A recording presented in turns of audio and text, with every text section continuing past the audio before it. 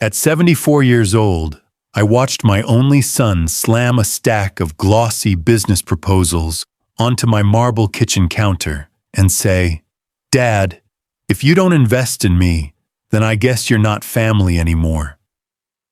Have you ever been told that your love has a price tag? Because that's exactly what happened to me that morning. My name is Douglas Kane, 74 years old, born and raised in Baton Rouge, Louisiana. I spent 45 years building oil pipelines from Texas to the Gulf Coast projects that still carry energy across this country. I started as a field engineer with a steel lunchbox and a borrowed truck. By the time I retired, I had 3 homes, a comfortable pension, and a promise I made to my late wife, Ruth. Never let anyone use guilt to control your kindness. Ruth's been gone 6 years now, but her voice is still the compass that keeps me steady when life starts spinning off balance. And that morning, I needed that compass more than ever. My son Michael stood across the counter in his $1,000 jacket, holding charts, digital mock-ups, and dreams of the Solara Dining Group, an eco-luxury restaurant brand he and his fiancée Tiffany had been planning for months. He talked about rooftop gardens, celebrity chefs, and champagne fountains. He said they only needed a small family investment, just $400,000 to get things off the ground. Tiffany sat beside him, every inch of her radiating control designer dress, diamond bracelet nails, polished in soft pink. Her voice was honey sweet, but her words were sharp. "Douglas," she said, "your support would mean so much to the family." Other parents believe in their children's dreams. That word, other parents, landed like a knife. She wasn't asking. She was comparing. I poured myself a cup of coffee the way I always do when I need time to think. Then I looked Michael straight in the eye and said, "Son, I've seen more businesses sink than oil wells explode. You can dream all you want, but don't ask me to bankroll something I can't believe in." The air went still. Michael's jaw tightened, his voice rising with that edge I hadn't heard since his teenage years. "You just don't get it, Dad. You've got money sitting in accounts, and I'm out here trying to build something real." I leaned forward, steady and calm. "What's real, son, is responsibility. Ruth and I worked for every dollar we earned. You want to build something, start with honesty." He looked at me like I was a stranger. Then he said the words I'll never forget. "Maybe you're just afraid of my success." Tiffany gathered her purse with a quiet snap and stood up. "Let's go, Michael," she said, her tone smooth but final. He hesitated just long enough for me to see the conflict in his eyes, then followed her out. The front door shut hard enough to rattle the picture frames on the wall. Ruth's portrait tilted slightly, the one of her laughing in the garden hair silver in the sun. I walked over, straightened it gently, and whispered, "Seems like love's turned into business deals now, honey." The house fell silent again, just the faint hum of the refrigerator and the clock ticking over the sink. I sat down at the kitchen table where Ruth and I used to share Sunday breakfast. Her teacup was still there, the gold rim chipped from years of use. I placed my hand over it and took a deep breath, trying to hold on to the calm she always carried. Maybe I should have shouted. Maybe I should have begged him to stay. But deep down, I knew sometimes silence says more than anger ever could. Before I tell you what happened next, I'd love to know, where are you listening from? Drop your state or country in the comments. It always amazes me how many of us share stories like this from all over the world. That night, I sat by the old oak table Ruth and I bought 50 years ago. Her Bible still lay open beside the lamp pages, worn thin and soft. I remembered her favorite verse, "Stand firm in the faith. Be courageous. Be strong." And for the first time in a long while, I realized faith isn't tested in church pews. It's tested right here when your own child looks you in the eye and says your love isn't enough without a check attached. That night I sat in my study long after midnight, the lamp throwing a soft golden circle over Ruth's old Bible. Outside, the rain tapped gently against the window panes, steady, rhythmic, like it had something to say. I used to love nights like that when she was alive. We'd sip sweet tea talk about the children, about how faith wasn't something you just spoke on Sundays. It was the way you handled storms the rest of the week. Now the house echoed with its own emptiness. Every sound, the ticking clock, the creak of the hallway floor, felt louder without her laughter to fill the space. I opened the Bible where she had underlined in blue ink years ago, "Do not store up treasures on earth where moth and rust destroy." And below that, in her handwriting, "But store up integrity, because that's the only wealth time can't steal." That verse hit differently tonight. I wasn't just protecting money. I was protecting the foundation Ruth and I built: honesty, work, self-respect. And somehow I knew God was testing whether I still remembered that. I thought about Michael, my boy with the messy blonde hair and stubborn streak that could move mountains. I remembered the day I taught him to ride a bike, how he scraped his knee but refused to cry. That little boy had courage. But somewhere along the way, ambition turned to entitlement. Maybe that was partly my fault. I'd bailed him out of college debt, co-signed his first apartment, even paid off a failed business loan 5 years ago. Each time I told myself I was helping him get started. But maybe what I'd really done was teach him that love meant rescue. And rescue without responsibility always turns into resentment. I got up and walked through the hallway lined with old family photos. There was one of us on the front porch, back when Ruth was still alive. Michael standing proudly beside her with a fishing pole in hand. He couldn't have been more than 8. He'd caught a catfish that day and shouted, "Dad, I did it." I'd laughed and told him, "See, you don't need luck, just patience and faith." Now, decades later, that memory felt like a message echoing back from God Himself. Patience, faith, not fear. I sat back down at the table and opened my notebook. Old engineers like me like to plan ahead. And as I wrote a few notes about future accounts and properties, I realized I wasn't planning for loss, I was planning for peace. Because here's the thing, when you get to my age, you stop caring about who claps for you. You start caring about who stands with you when you're quiet. And faith becomes less about miracles and more about maintenance, maintaining dignity, maintaining truth, maintaining kindness without being used. I didn't know what God was preparing me for, but I could feel it. A storm was coming, not the kind that shakes windows, but the kind that tests your heart. And I was determined to stand firm. Before heading to bed, I whispered a prayer. Lord, help me see through charm that hides deceit. Help me remember Ruth's voice when I start to doubt myself, and help Michael find his way back not to my wallet, but to his own soul. The next morning, Baton Rouge sunlight spilled across the kitchen tiles, turning the rainwater on the window into glittering streaks. I made my coffee, read the local paper, and told myself life would settle again soon. But life has a way of testing the quiet right after you think you've found peace. 3 weeks passed.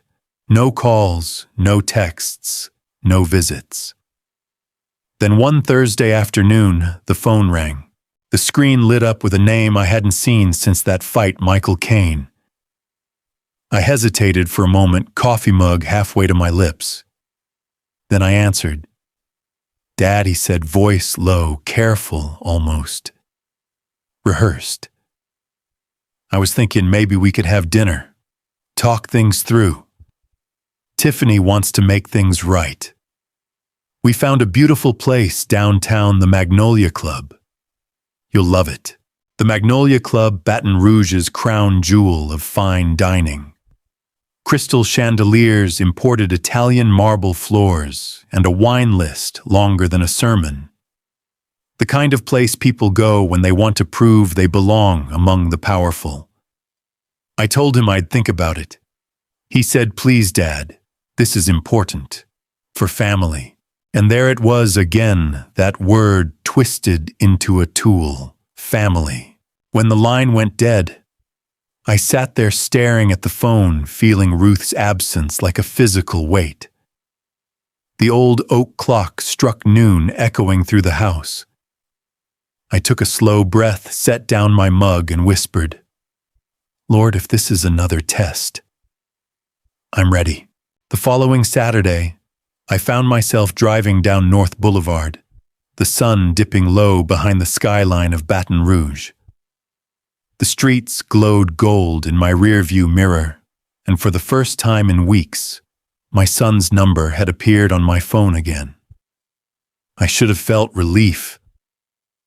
Instead, what I felt was the same thing every man feels when something sounds too easy after a storm, uneasy calm. "Dad will meet you at the Magnolia Club," Michael had said. "The private room's already booked. Dress nice, okay?" That was the part that stuck with me. Dress nice. He knew I always wore a clean button-down and my old navy blazer, but something in his tone made it sound like this wasn't dinner, it was theater. Still, I went. Because despite everything, a father always hopes. The Magnolia Club rose above downtown like a crystal box, 3 floors of glass chandeliers and valet parking that cost more than some folks' grocery bills. A doorman in a white tuxedo tipped his hat as I walked in. "Good evening, Mr. Kane. Private event?" "Yes," I said softly. Apparently so. Inside, the air smelled of money oak wine and a touch of arrogance. Couples laughed over candlelight. A jazz pianist played softly near the bar, his notes floating like silk. I followed the hostess through the main dining room past tables dressed in linen and silver. Then she stopped before a frosted glass door etched with gold letters, "Private Dining, the Magnolia Suite." "Your party is waiting, sir." She opened the door, and I stepped into silence. Not the comfortable kind that families share, but the kind that fills rooms where decisions get made and power gets traded. There were 6 seats around a mahogany table polished to a mirror shine. 3 of them were occupied by strangers in dark suits, not family. One of them, a tall man with a sharp haircut, rose first. "Mr. Kane, pleasure to meet you. I'm Gregory Shaw, financial advisor for your son." Advisor. That word always came before trouble. Michael stood near the window, staring out at the skyline like he was avoiding something. Tiffany sat beside him, glowing under the chandelier, her hand resting gently on her stomach. Pregnant. I hadn't known. Dad, Michael said with a smile that didn't quite reach his eyes. "We just want to talk about the future. For the family. The future." It's strange how people use that word when they're really talking about money. I took my seat slowly.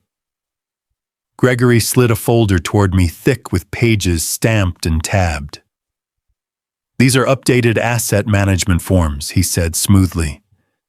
"They'll make sure your estate is properly handled and that your family, especially your future grandchild, is protected." The second man, younger, chimed in. "It's standard procedure for retirees, Mr. Kane. We just need your signature tonight to initiate transfer." Transfer.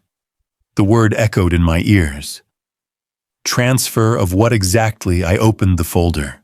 Halfway through the first page, my eyes landed on one line that turned the air in the room heavy: power of attorney, full financial authority. My hand went still. I closed the folder gently, like it was made of glass. Then I looked at my son. Michael, you mind explaining why you need to manage my assets all of a sudden? His voice was soft. It's not like that, Dad. Tiffany's due in 2 months. I'm just trying to make sure everything's secure. You don't want to deal with all that paperwork at your age. At your age. That phrase stung more than I expected. Like a quiet funeral for my independence. Tiffany's smile was polished as marble. Douglas, this is about love.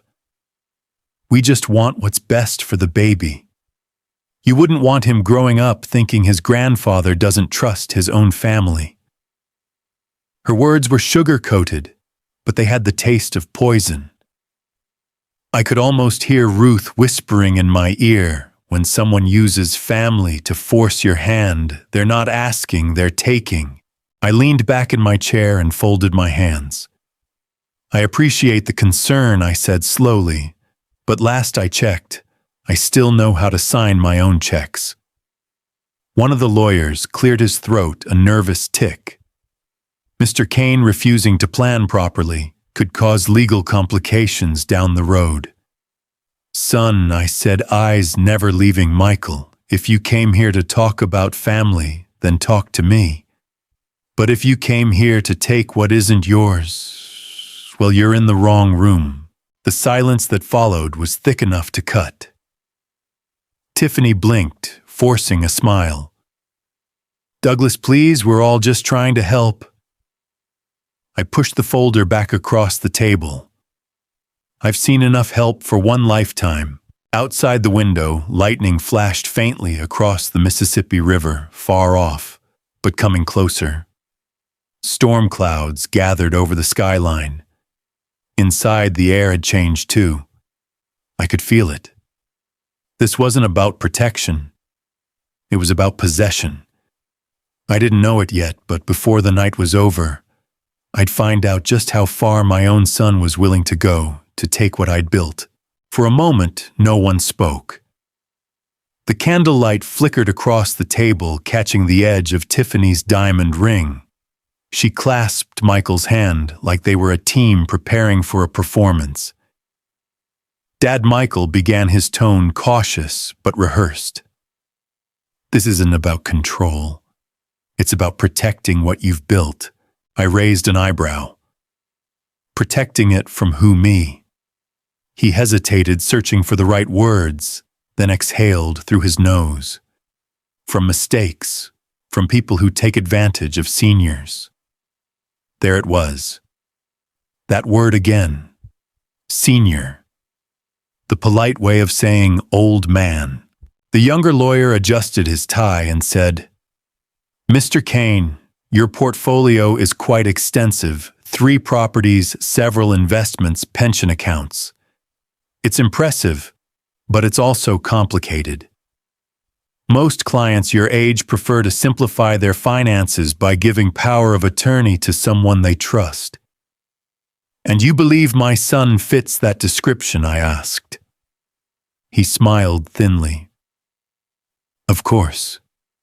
Family is the safest place for trust. I looked at Michael. He couldn't hold my gaze for long. His eyes darted toward Tiffany, and I could almost see her lips moving silently, feeding him lines like a director off stage. I remembered when that same boy used to look up to me for answers back when he'd run through the backyard barefoot shouting about the boat we'd build together one summer. Now he couldn't even look me in the eye without permission. I sighed quietly and said, Son, if you needed money, you could have asked. But bringing lawyers to dinner, this isn't how families work. Tiffany leaned forward, voice dripping with sugar. Douglas, it's not about money. It's about legacy. Don't you want to leave something secure for your grandson? The word hit me like a prayer and a punch at the same time. I hadn't even known they were expecting. And just like that, I understood why they'd called tonight. Because when love fails to persuade, manipulation will always try next. "You're pregnant," I said softly. "Congratulations." Tiffany's smile didn't waver. "Thank you. We just want peace, Douglas. No drama, no worries.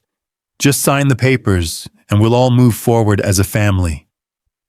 Her voice was calm, but beneath that calm I heard what Ruth would have called the snake under silk. I rested my hands on the table fingers, steady, despite the tremor building inside me. I could feel my heartbeat in my temples, slow but deliberate. "You know," I said quietly, "it's funny how peace only seems to arrive when someone else gets what they want." The older lawyer cleared his throat. "Sir, if you sign tonight, the process will be simple. If not, well, there may be legal complications later." Michael's voice cracked as he added, "Dad, please. Just trust me.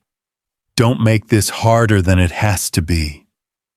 And that's when I finally saw it, the fear behind his eyes. Not fear of me, not fear of doing wrong, but fear of losing Tiffany. I'd seen that kind of fear before, decades ago when I worked offshore. Young men would make reckless decisions just to impress someone watching. And when the storms came, they'd learn that approval doesn't keep you alive, character does. I leaned back, folding my arms. "If you think I'm too old to understand contracts, you've underestimated the wrong man." Tiffany's mask cracked for the first time. Her lips tightened. "Douglas, no one's underestimating you. We're just trying to make sure things are convenient." "Convenient," I repeated, letting the word hang. "Convenience is a luxury, not a virtue. And if you're asking me to trade my freedom for your comfort, well, sweetheart, that's not a deal. That's daylight robbery in evening wear." The older lawyer tried to cut in, but I raised a hand. "Don't. I've dealt with boardrooms scarier than this table. And at least those men had the decency to admit what they wanted." Michael's shoulders sagged, his voice barely above a whisper. "Dad, you're making this difficult." I stared at him, the son I once taught to pray before bed, the boy who used to whisper, "God bless Mom and Dad," into the dark. Now here he was praying for a signature. "Maybe difficult is exactly what you need," I said. "Because easy has made you forget who you are." The words hung heavy in the air. Even the waiter who came to refill the glasses froze for a second, sensing the tension you could cut with a steak knife. Tiffany's hand moved to her belly again. "This stress isn't good for the baby," she murmured, voice trembling, just enough to sound sincere. "Michael, maybe we should just go." But before they could stand, I spoke again, calm, deliberate. "No one's leaving until I understand why you thought you could do this to me." Michael's jaw clenched. "Because you never trust me," he shouted suddenly. "You treat me like I'm still a kid." "You've always doubted me." I didn't answer right away. I just looked at him. Really looked at him, the man he'd become, shaped by pride and pushed by desperation. "Son," I said softly, "trust is earned, not inherited." And for the first time all evening, Tiffany's polished composure cracked completely. The corner of her mouth twitched, and I saw the truth behind those perfect teeth. Fear. There it was. The real face behind the performance. The storm Ruth had warned me about wasn't outside. It was sitting right across the table, smiling through the last seconds of its illusion. If you've ever had someone in your life use guilt or family to push you into something you knew was wrong, type 1 in the comments. To let me know you're still here listening and standing strong with me. And as I sat there under the chandelier's cold light, I realized the truth. This dinner wasn't reconciliation. It was war dressed in fine dining. And the next move, God help them, was going to be mine. The lawyer in the gray suit adjusted his cufflinks and leaned forward. "Mr. Kane," he said smoothly, "we're not here to argue. We're here to protect your future. Let's be practical. You're 74 and financial management can become burdensome at your stage in life." I let the words roll over me like cold rain. At your stage in life. It's the polite way of saying you're disposable. I'd spent 4 decades drawing blueprints that could hold bridges steady against hurricanes, and now 3 strangers in tailored suits were telling me I couldn't handle my own checkbook. Tiffany folded her manicured hands and sighed, as if she were tired of being reasonable. "Douglas, we're not the enemy. But if you don't cooperate, we'll have no choice but to move forward legally." Legally, I repeated, testing the sound of the word.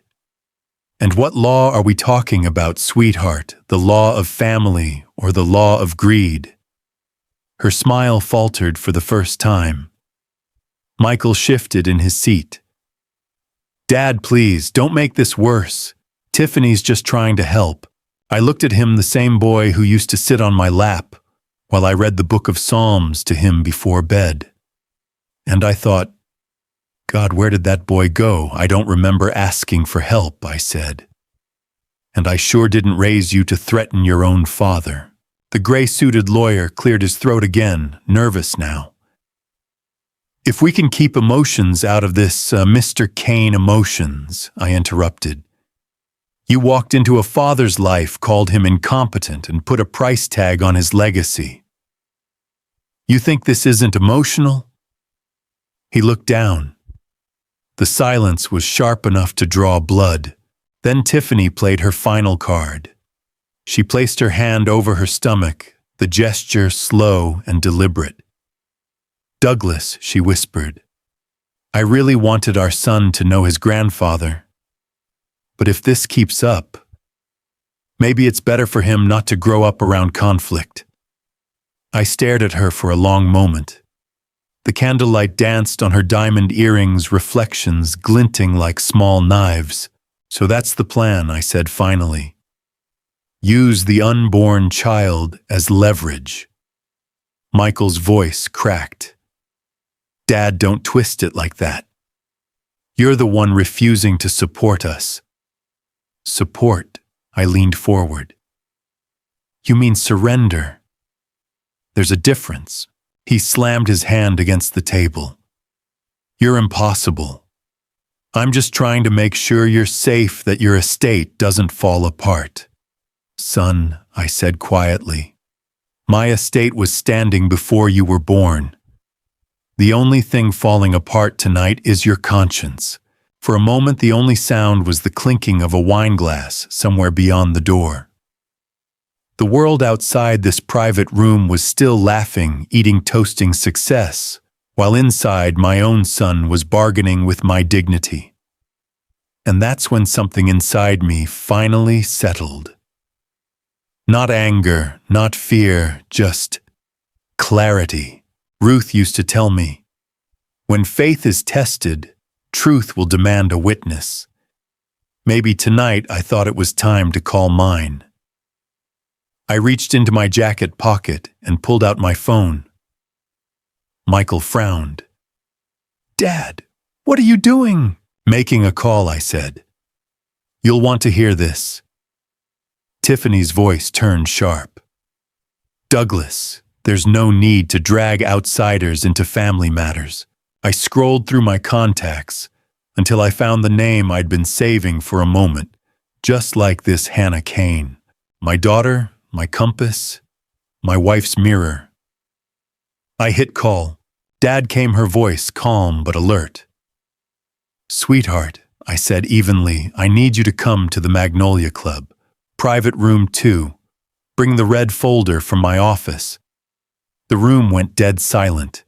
Even Tiffany's breathing slowed. Dad, Hannah said, her voice tightening. Are you all right? I'm fine, I replied.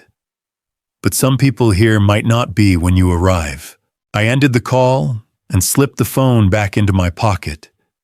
Then I looked at the table full of suits and silk and counterfeit smiles.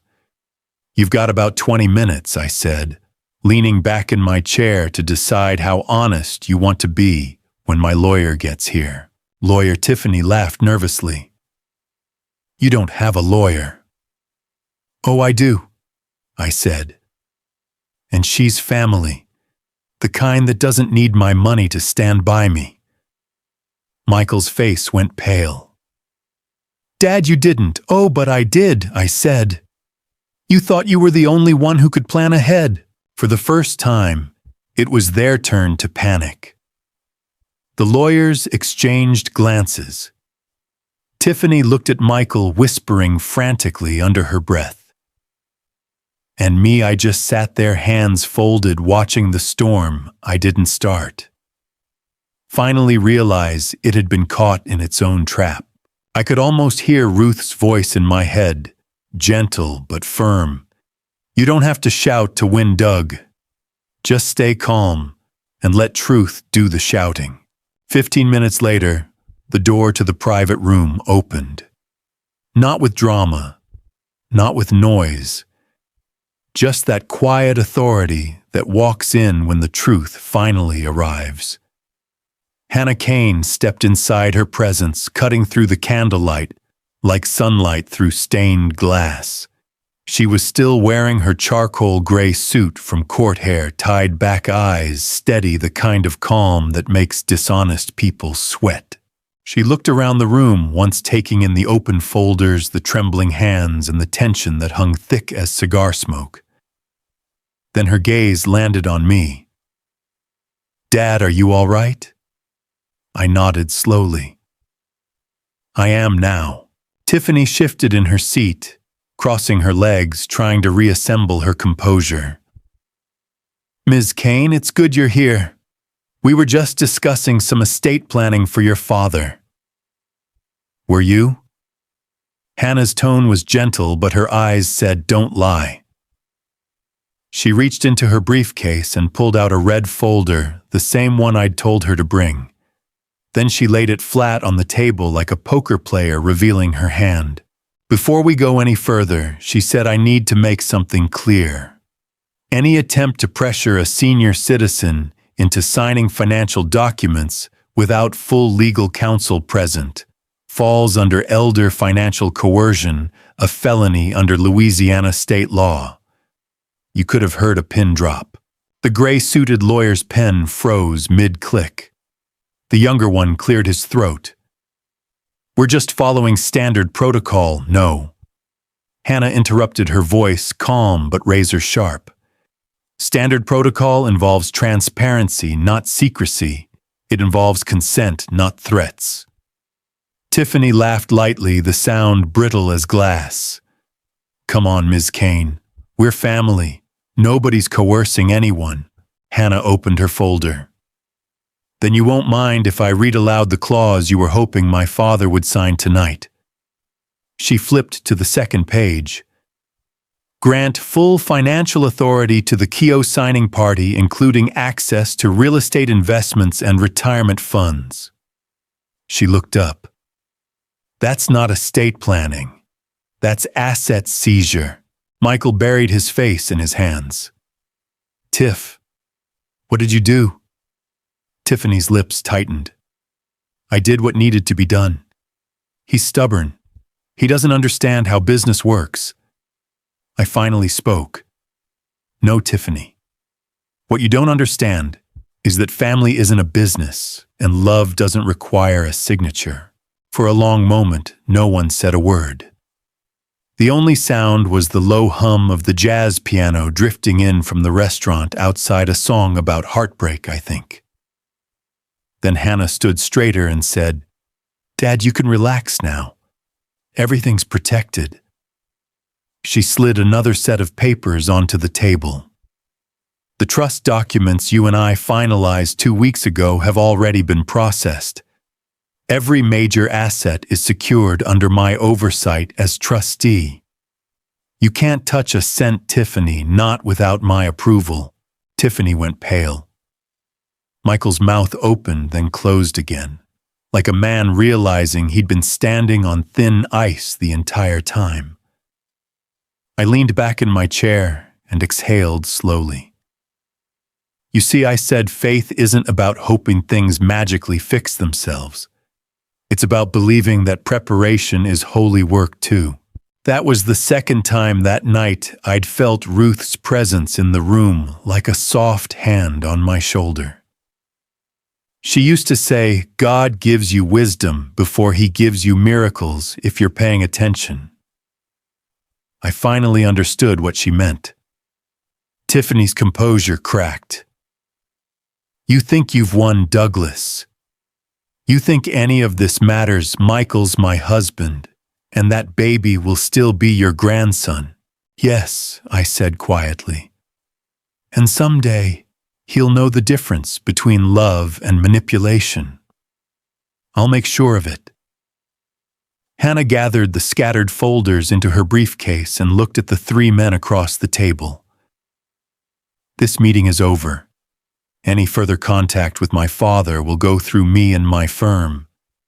If you persist, I'll report this attempt as formal elder coercion. One by one, the lawyers stood muttering something about misunderstandings and mistakes. Tiffany stood last, her expression shifting from shock to fury. You'll regret this, she hissed. You'll die alone and no one will care. I smiled gently, the way you do when you realize the storm can't touch you anymore. Maybe. But at least I'll die with peace, and that's worth more than any check you ever wanted me to sign. She stormed out, the echo of her heels fading down the hallway. Michael stayed behind, staring at the table where his plans had fallen apart. Dad, he said finally, voice shaking. I didn't know she'd take it this far. Yes, you did, I said softly. You just didn't stop her. And that truth landed heavier than any accusation. As Hannah helped me stand, I felt the weight lift off my shoulders, not because the fight was over, but because I had faced it without losing myself. That night, as I sat in the car, watching the rain start again, I whispered a small prayer. Lord, thank you for giving me the strength to stay calm when my heart wanted to break. Thank you for sending me help through the people who still know right from wrong. Because sometimes faith isn't just waiting for rescue, it's knowing when to make the call yourself. The silence after Tiffany's footsteps faded was thick enough to feel. It pressed against the walls, against my ribs, against every unspoken word that had been waiting for years to be said. Michael sat there, still staring at the folder. Hannah had closed his hands, trembling slightly, as if they didn't know what to hold anymore. He looked small, and for the first time in a long time he looked lost. Dad, he said quietly, I never wanted it to be like this. I didn't answer right away. I just studied the man sitting across from me, the man I'd once rocked to sleep, taught to drive, taught to pray before bed. Now he looked like someone caught between guilt and grief, unable to tell which hurt more. Hannah placed a hand on my shoulder. Dad, she said gently, we're not done yet. Then she turned to the lawyers, her tone sharpening into steel. Before you leave, I need you to confirm something for the record. Did your firm prepare these documents on behalf of my brother and his wife? The older one hesitated. Ms. Kane, we were contracted to provide estate restructuring support. Answer the question, Hannah cut in. Yes, he said finally, we drafted the documents. Under whose authorization? He glanced at Michael, who sat frozen, then muttered, Mrs. Tiffany Kane. I could almost hear Ruth's voice again, soft, steady, the voice that had guided me through every storm. The truth doesn't scream Douglas. It waits, and when it's ready, it walks in and sits down at the table. Hannah nodded, her lawyer's instincts alive in every movement. Good, she said.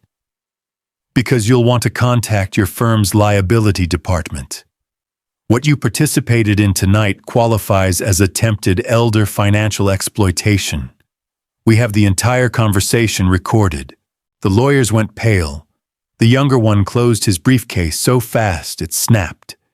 The third man, silent until now, whispered, "We didn't know. We were told this was consensual. Hannah raised an eyebrow. Did you see my father's attorney here? Did you see any witness? You're lucky my father has more grace than I do." Michael's voice cracked.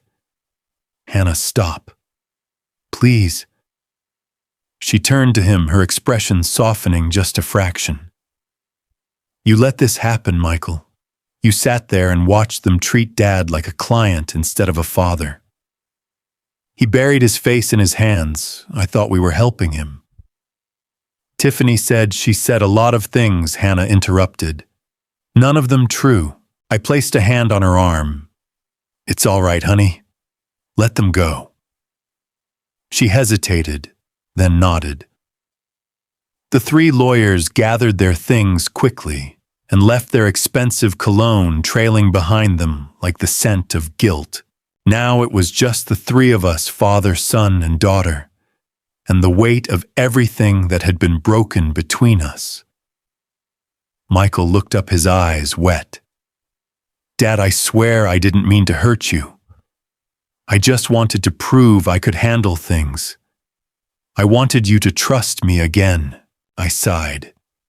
Trust doesn't come back by taking what isn't yours, son. It comes by telling the truth, even when it costs you. He looked away, his voice barely a whisper. Tiffany said you'd lost track of some of your investments, that Hannah was trying to take over everything. Hannah closed her eyes briefly. The kind of silence that happens when anger turns to sorrow. Michael, she said softly, I've been protecting Dad's finances since Mom died.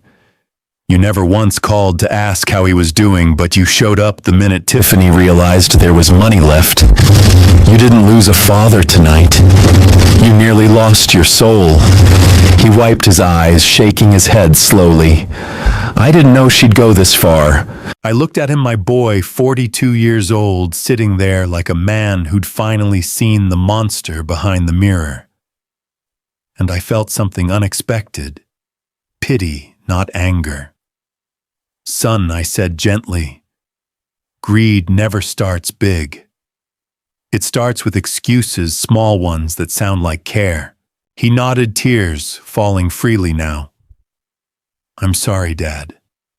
I really am. I believed him not because the words were perfect, but because they were broken. And sometimes broken is the first honest thing a man says. I reached for his hand, and for the first time in years, he didn't pull away. We sat there in silence, the kind of silence that rebuilds instead of destroys. Outside, the storm had reached its full voice. Rain hammered against the window, wind rattled the glass. But inside that room, peace began to seep back in. Hannah started packing up the papers, her movements methodical. Dad, let's go home. You've done enough for one night. I stood, slowly leaning on the table for balance. Before leaving, I looked back at the empty chairs, the half-drunk glasses of wine, the stack of papers that had almost rewritten my life. That's the thing about storms, I said quietly. They don't just destroy. They reveal what was rotten all along. And with that, we walked out together, not just as a family, but as survivors. When we stepped out of that private room, the noise of the restaurant felt almost unreal, laughter, clinking glasses, the faint hum of a saxophone playing Blue Skies. It was like walking from a courtroom into a ballroom, from chaos into calm. But calm doesn't always mean peace. The hostess smiled as we passed. "Have a wonderful evening, Mr. Kane." I nodded politely, but my voice wouldn't come. What do you say to someone who just watched you leave the battlefield with your family in pieces? The valet brought the car around my old navy blue Lincoln, polished but modest among the row of luxury sedans. Rain misted the windshield under the streetlights, soft and steady. Hannah opened the passenger door for me, and I caught my reflection in the glass, older, grayer, but somehow lighter. Like a man who'd just laid down armor he'd been carrying too long, we drove in silence for several blocks. The city blurred past neon signs glowing through the drizzle puddles, catching the red reflections of stoplights. I could feel the exhaustion creeping into my bones, that familiar weight of age and heartbreak. But beneath it was something else, something steady. Peace. Hannah finally spoke. "You did good tonight, Dad." I smiled faintly. "No, sweetheart. We did good. I just followed your mother's voice one last time." She looked over at me. "You still hear her every time the world starts lying to me," I said softly. "She reminds me what truth sounds like." We stopped at a light near the riverfront. The Mississippi rolled dark and endless beside us, carrying away rain and secrets alike. I remembered how Ruth loved this city, its noise, its faith, its stubbornness to rebuild after every flood. She used to say, "There's a reason the river never stops flowing, Doug. It's God's way of showing that life moves on even after it's been muddied." And maybe that's what this night was, muddy, messy, but moving forward. Behind us, through the fogged window, I saw Michael standing outside the Magnolia Club's entrance. He hadn't followed us out at first. But now there he was alone, his head bowed, his suit soaked from the rain. He wasn't the confident man who'd walked in earlier. He looked like the boy who once came home crying after breaking my watch trying to fix it. "Do we stop?" Hannah asked quietly. I watched him for a moment. The valet offered him an umbrella, but Michael waved it away. He deserved a little rain, I thought. Rain has a way of washing what pride can't. "Not tonight," I said. "Some lessons need to finish sinking in before you offer a hand." Hannah nodded. "He'll come around." "I know," I replied. "He's still my son. Just lost his compass for a while." The light turned green and the car rolled forward. As we crossed the bridge, I looked out at the black river below, the reflection of city lights trembling on its surface. It reminded me of faith, not something perfect or still, but something alive and moving, even when the surface looks broken. "Dad," Hannah said softly, "do you ever regret giving us such strict lessons growing up?" I chuckled, the sound low and tired. "Sometimes. But tonight, no. Because if I hadn't, you wouldn't have walked in that room like a lioness." She smiled, and for a moment the car was filled with the quiet warmth that only family can bring, the kind that doesn't need words. When we pulled into my driveway, the rain had slowed to a whisper. The porch light glowed against the fog, casting a golden halo around the house Ruth and I had built with our own hands. I could almost see her silhouette in the window, waiting with that patient smile that said, "You did what you had to do." I turned off the engine and sat for a while, listening to the ticking of the cooling car. "You know," I said quietly, "I used to think forgiveness meant forgetting. Now I know it means remembering, but choosing peace anyway." Hannah placed a gentle hand on mine. "You think you can forgive him one day," I said. "But tonight I just want to rest in the truth." We walked inside together. The smell of cedar and old books welcomed me home. I hung my coat beside Ruth's still hanging rain jacket, faded soft, untouched since the day she left. And as I turned off the lights, I whispered, "Thank you, Lord, for giving me a daughter who carries her mother's courage and a son who might still find his way back to grace."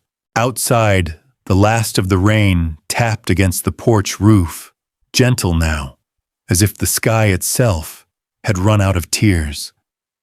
I went to bed that night, not as a victim of betrayal, but as a man who'd finally learned that dignity once reclaimed doesn't need to shout.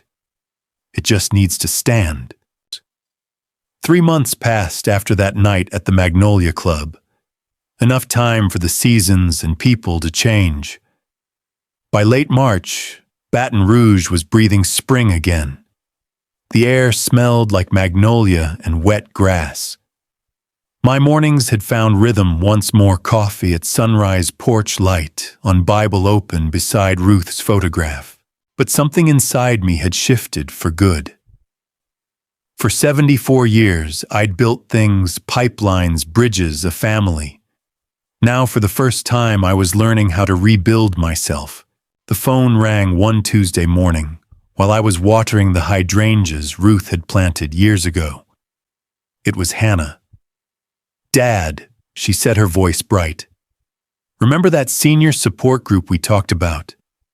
They need a volunteer speaker, someone who's been through, well, what you've been through." I smiled. "You mean an old fool with a stubborn streak?" She laughed. "No, Dad. I mean a survivor with something to teach."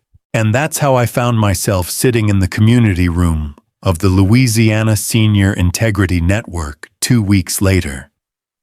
About 20 people gathered: widows, veterans, retirees. Every one of them had a story that started with love and ended with loss. A nephew who drained a bank account, a daughter-in-law who borrowed and never paid back, a caregiver who took more than paychecks. When they asked me to speak, I told them the truth. "I'm not here to talk about betrayal," I began. "I'm here to talk about boundaries and the faith it takes to keep them standing." A few heads nodded. A woman in the front row wiped her eyes.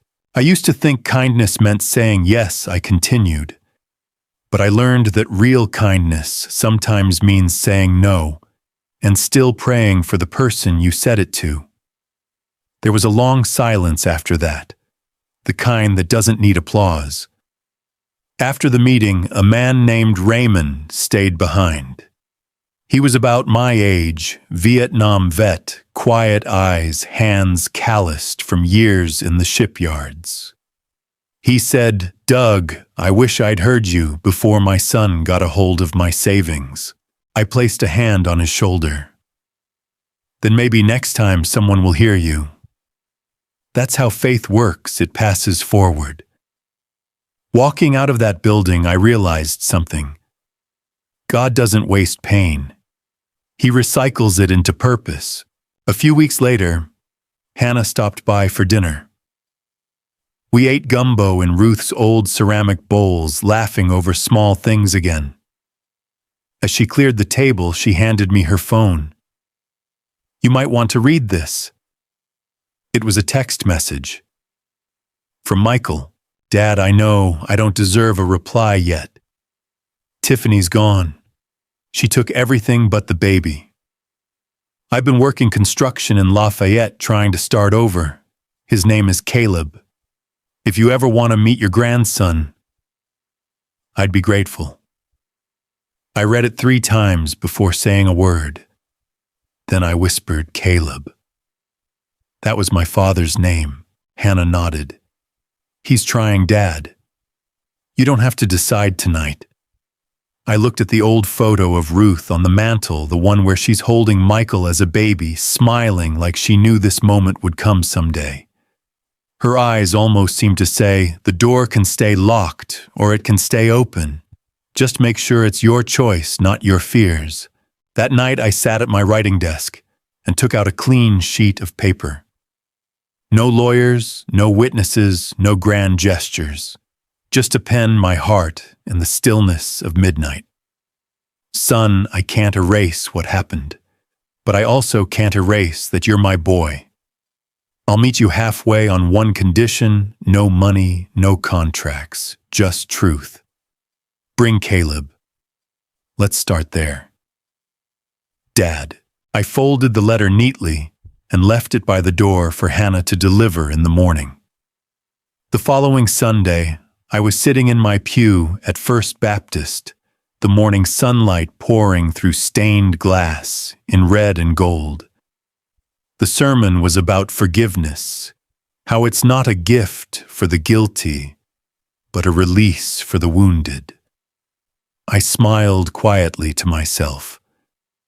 God's timing never misses. After the service, a young woman from the group approached me. "Mr. Kane," she said softly, "what gives you the strength to keep believing after what happened?" I thought for a moment, then said, "Faith doesn't stop storms. It just gives you an anchor that doesn't snap when the waves hit." She nodded through her tears, and I realized Ruth was right again. Even pain can preach if you let it. When I got home that afternoon, there was a letter waiting on my porch. No lawyer's seal, no envelope with embossed names. Just a simple note in familiar handwriting. "Dad, Caleb and I would love to visit next weekend. Thank you for not giving up on me."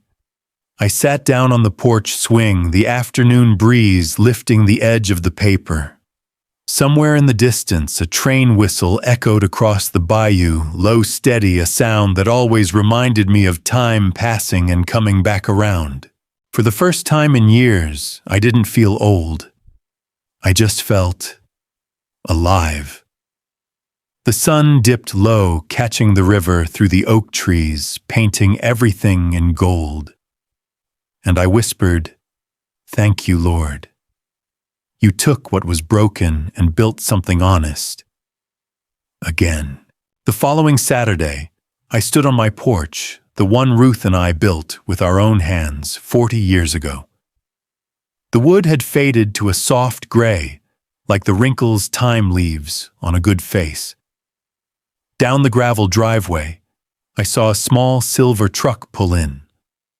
Michael stepped out first, nervous but calm, carrying a car seat. And inside that car seat was the smallest, most miraculous thing I'd ever seen. My grandson, Caleb Douglas Kane.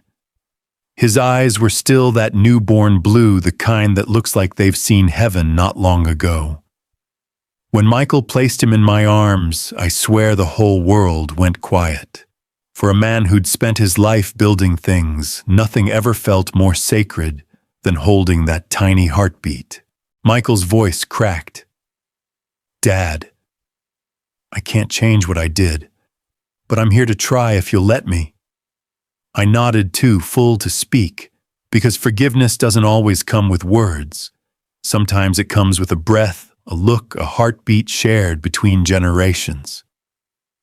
Hannah stood on the porch steps, smiling through tears, her hand over her heart. The three of us, the builder, the bridge, and the rebuilding, finally standing under one roof again. The wind shifted through the magnolia trees, carrying Ruth's favorite scent. And I knew, somehow, she was there. Maybe not in body, but in everything that mattered, in grace, in mercy, in the faith that held us together, even when we broke apart.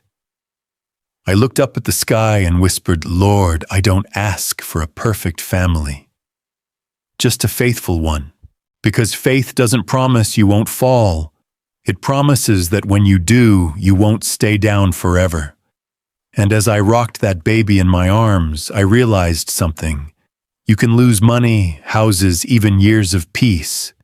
But if you keep your dignity, your faith, and your will to forgive, you'll never truly lose yourself. If this story touched you today, take a moment to let me know where you're watching from, and if you've ever had to rebuild trust the hard way. Subscribe to Brian's Stories for more true life tales of strength, faith, and second chances. Share this video so someone out there, maybe a parent, a son, or a daughter, remembers that forgiveness isn't weakness. It's the proof that love still wins. This was the story of Douglas Kane, a man who learned that even after betrayal, faith can still build bridges stronger than blood. Thank you for listening, and may God bless every storm you've already survived.